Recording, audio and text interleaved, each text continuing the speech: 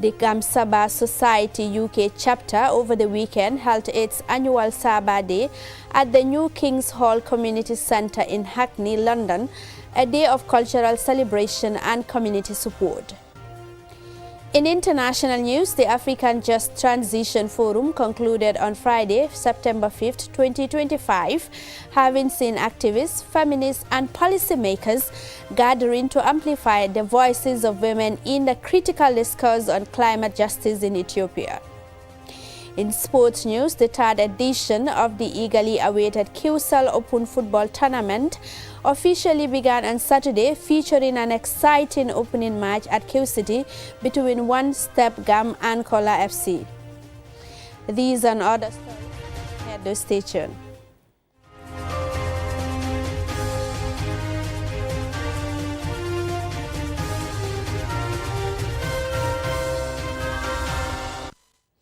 Thank you very much for staying with us. If you are just tuning in, this is the QTV Nightly News. His Excellency President Adama Barrow this morning departed Banjul for Bissau on a two-day state visit to the Republic of Guinea-Bissau.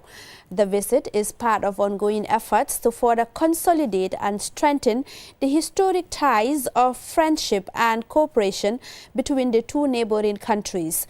Babukar Sisse's story is narrated by Janaba Sonko.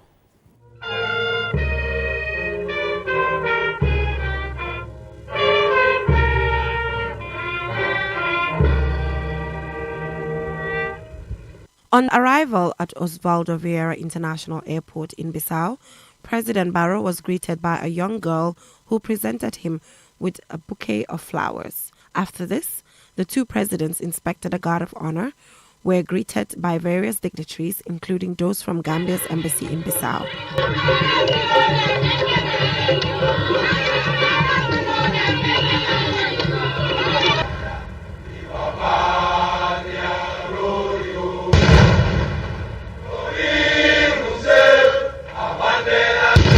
President Barrow and His Excellency President Umaru Sissoco Embalo are expected to hold a private tete-a-tete followed by a high-level bilateral meeting between officials of the Gambia and Guinea-Bissau.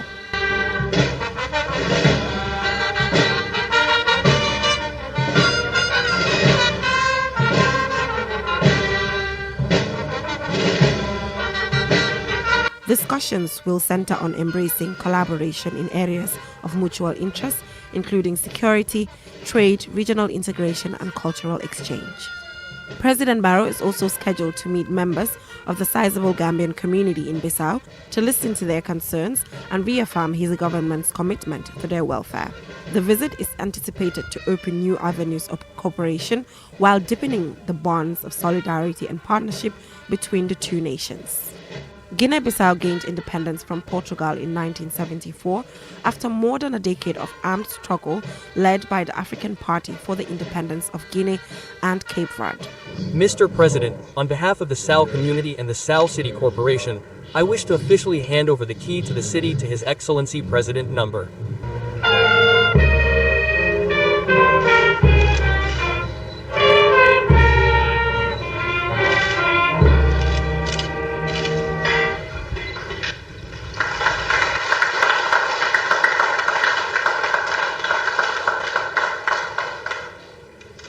The independence movement, which formally declared sovereignty in 1973. Umaru Sissoco Embalo assumed office in February 2020 following his victory in the December 2019 presidential election. His path to power, however, was not without turbulence. Despite being declared winner, his inauguration was delayed amid a standoff with parliament and disputes over the legitimacy of the electoral results. Eventually, with the backing of the military, Mr. Embalo was able to take office. A former prime minister and retired army general, President Embalo made history without the direct support of the independence of Guinea and Cape Verde. The dominant political party that spearheaded Guinea-Bissau's liberation struggle and governed for much of the post-independence period. Reporting for QTV News, I am Janaba Sonko. Now, the Gambia Maritime Administration on Monday launched a training workshop on the national policy on dispersants and shoreline cleanup assessment techniques for key stakeholders. Yafatu Gay tells us more.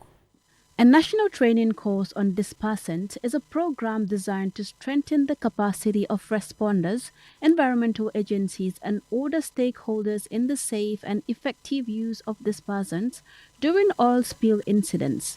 It also supports the development of a comprehensive policy to guide decision makers on when and how dispersants should be applied, ensuring environmental safety and alignment with international standards. For the Gambia, it is more than a theoretical exercise.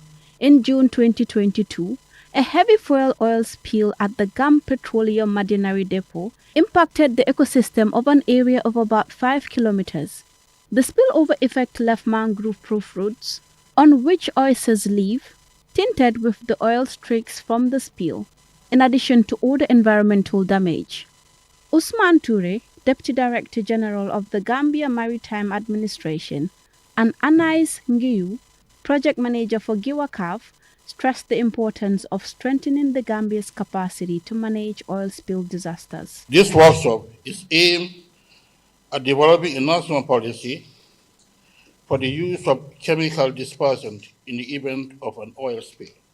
Establishing regulation will not only ensure that dispersant can be deployed safely and effectively under defined conditions, but also position the Gambia to harmonize with neighboring countries in the sub-region. The training builds on the Gambia's 2019 ratification of the International Convention on Oil Pollution Preparedness, Response and Cooperation 1990. In addition to developing a dispersant policy, the program will address saline cleanup techniques and the creation of a chemical disposal policy, which the country currently does not have. Wandifa Saidi-Led, the Director of Marine Environment Governance and Policy, outlined some of the key recommendations included in the national policy document. So we have to establish a national dispersant registry. This is to align with Part 3 of the Act of 1994 on Hazardous Chemicals and Pesticides Control and Management Act, Section 10 of the Act, and Part 1 of the Regulation of 1999. Mam Marinjai, a participant from the National Environment Agency, highlighted the significance of the document for oil spill management in the Gambia and shared the key aspects she is most eager to see implemented. Our current Hazardous Chemical and Pesticide Management Act of 1994, there are certain aspects of chemical dispersants that are not addressed in the document. So this new emerging document is going to highlight and fill in those gaps. Recent oil spills in the Gambia, including the aforementioned 2022 Marinary Depot and Cambodia incidents, exposed the country's limited capacity to handle large-scale environmental emergencies, impacting fishing and farming communities. The GMA is optimistic that the ongoing workshop will strengthen national preparedness, improve response systems, and help close gaps in managing future oil spill disasters effectively. Reporting for QTV News, this is Yafatu Gay. The Gamsaba Society UK chapter over the weekend held its annual Saba Day at the New King's Hall Community Centre in Hackney, London, bringing together families, friends and loved ones for a day of cultural celebration and community support. QTV's Lolly M. Kamara attended the event and filed this report. Badibu Saba, part of the historic Badibu region, is known for its rich agricultural lands and significant trade routes along the River Gambia. The Gamsaba Society was formed in June 1998 at Woolwich Arsenal in London by 11 men and 4 women, now spanning over 100 members from Saba village in Lower Badibu district, North Bank region. Over the years, the society has actively given back to its community, implementing initiatives such as providing prayer mats, installing taps in every compound, and supporting schools and healthcare facilities. Lang Suare is the public relations officer of the Gamsaba Society. It all originated from back home, whereby doing a test-to for the society, the village. People in the village embark on a test-to project, building schools, whereby most of us have been educated from there. So we feel it is important for us to give back to the community. This year's charity event was not only a moment of reunion and reflection, but also a platform to outline future plans for the society. Officially registered as a UK charity, Gamsaba Society focuses on contributing to socio-economic development, both in the Gambia and among Gambian communities in the UK. Lang Suare again. We have so many projects lying down, and all what we are doing, we are only doing to complement the governments, what they're supposed to do. So, and we will want to work hand in hand with the government, with the NGOs, wherever, because people in Sabah are ready and are willing to come together and help. Mr. Suare went on to emphasize the importance of Gamsaba Day in promoting Gambian culture, heritage and cuisine, particularly among the younger generation. We tried as much to bring families together so that family can network, they can know each other, kids can know each other, and even the elder ones sometimes it takes the whole year, you wouldn't see each other. And people from the surrounding villages like Kerawan, Eswarekunda, Kintekunda, Gunjur will come together. So it become a big community. Representing the Gambian High Commission was the Deputy Head of Mission, Mr. Suleiman Suntuture, who commends the group for the laudable work they are doing. He added that the group's work complements the government's efforts. He also praised the cultural performances and pledged support for future events. Gamsaba is working hard to unite the diaspora and support both UK-based members and development efforts back home. The event also saw awards and certificates presented to students and parents for their outstanding contributions to the society. From networking opportunities to children's games and entertainment, the day reflected the society's mission of community engagement and cultural preservation. For QTV News, Loli M. Kamara. That story there by Loli M. Kamara on Sabade will take us for a commercial break. When we return, we have both international and sports news stories for you. Do stay tuned and join us after the break. Supersonics Islamic Insurance. Nyinne Gambia la insurance follow te mi yalonko yalla solo kuwol kamalena minnin sariyango tata ye kukuto kamalena minul be sone yaring falla bunda dal nga insurance service sifa jamal le sotali pour kaje ko ali kayro soto tanko anin hakil tenkugo wati o wati sulatala ida ke Supersonic Insurance Company la do kuoto isen na lodulaje nkumande bi +220 513 2319 513-2318 wala 513-2315. Isend email no info@supersonicinsurance.com. Wara yetan na website oto www.supersonicinsurance.com. Ese futano na dunkira bato bimbe Beka Plaza 56 Liberation Avenue, Banjul. Looking for the perfect place to promote your product or place your advert? Look no further than QTV. We are the premier destination for businesses looking to connect with Gambian audiences and beyond. At QTV, we offer a variety of advertising solutions to suit your needs and budget. With our diverse range of programming, you can be sure that your ad will reach a broad and engaged audience. From our popular news broadcast to our exciting music and entertainment programming, QTV has something for everyone. QTV, the premier destination for advertising in the Gambia. Contact us today and let us help you reach your audience.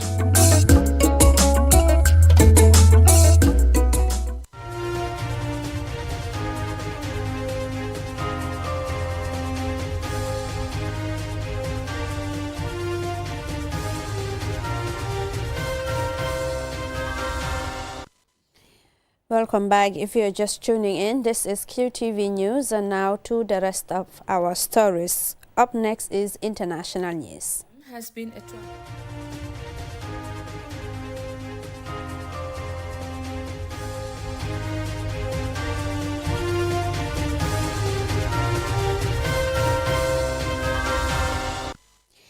Now, the African Just Transition Forum concluded on September 5, 2025 in Addis Ababa, bringing together activists, feminists and policymakers to amplify women's voices in climate justice ahead of the Africa's Climate Summit and COP30.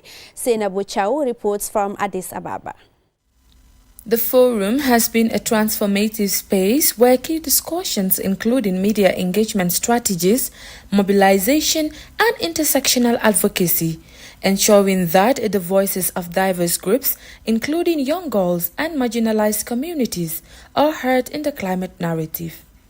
Participants emphasized the importance of building alliances and utilizing media platforms to elevate women's perspectives in climate action. Here are Memory Kachangwa, Executive Director of African Women's Development and Communication Network, FEMNET, and Dave Rostori, Front-End Engineer and Girls and Young Women Representative, FEMNET Board. African women is part of the discussions and part of the dialogue because they have the solutions. They are at the center of the just transition, but they've not been involved and they have not been engaged.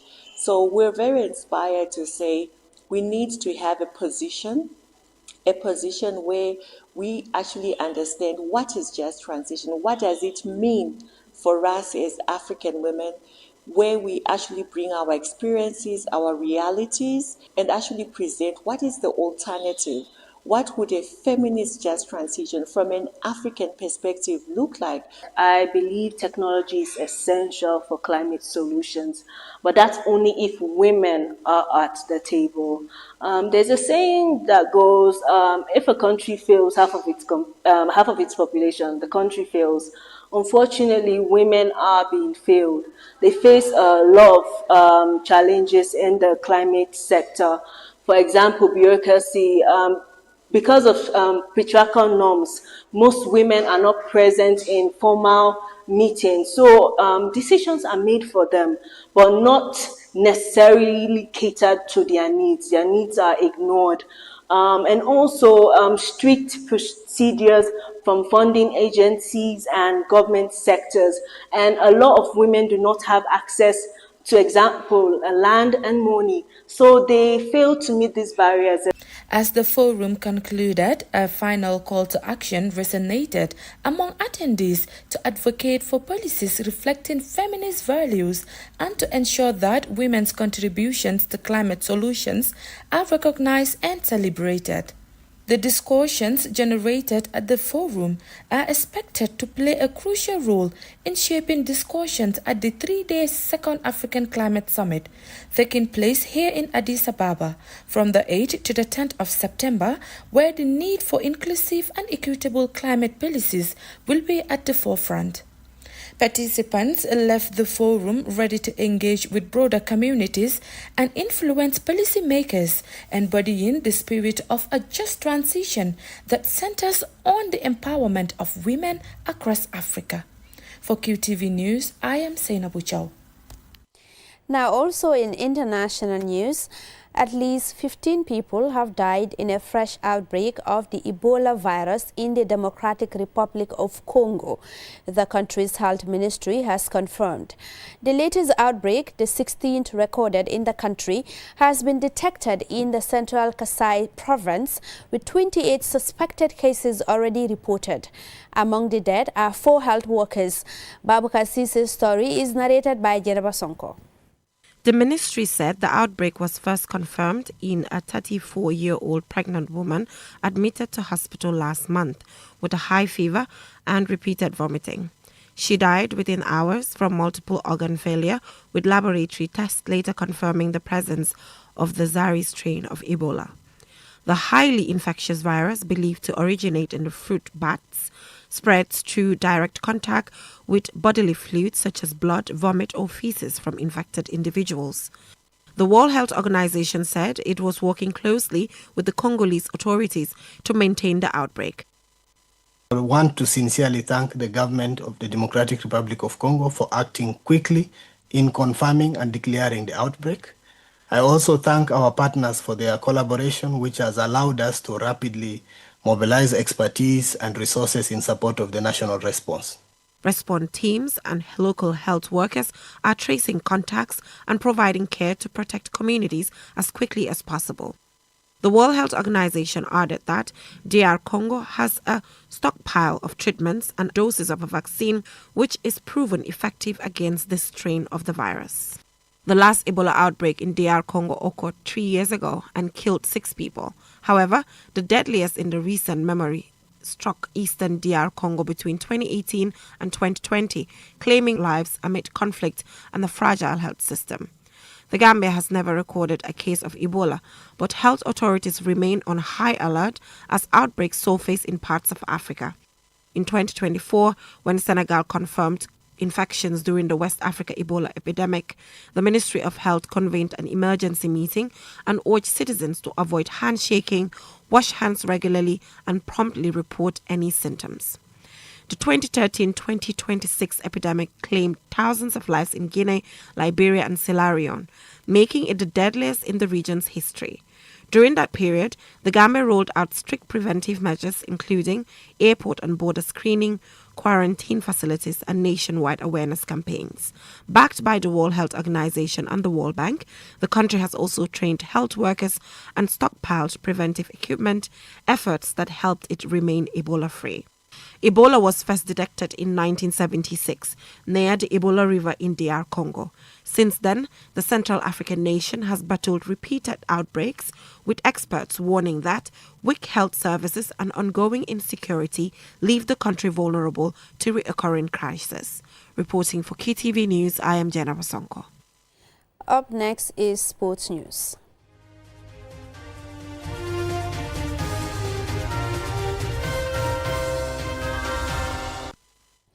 Now, the third edition of the highly anticipated QCell Open Football Tournament officially kicked off on Saturday with a thrilling opening fixture at Q City, where One Step Gam won a commanding 5-1 victory over Kula FC.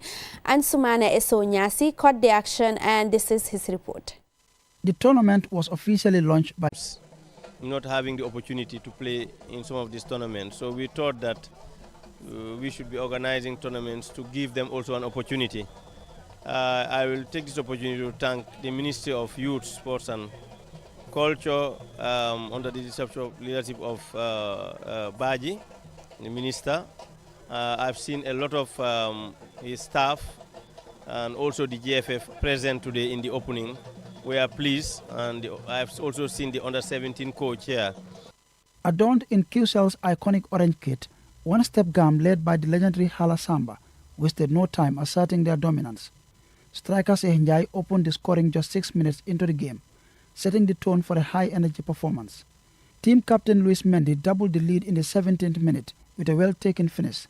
Kula FC briefly reignited hopes of a comeback when star midfielder Ibrahima Jallo pulled one back. However, their momentum was short-lived as Mendy struck again in the 60th minute, restoring One Step Gam's 2-goal lead. Despite a flurry of substitutions from both sides in the second half, One Step Gam continued their relentless attack.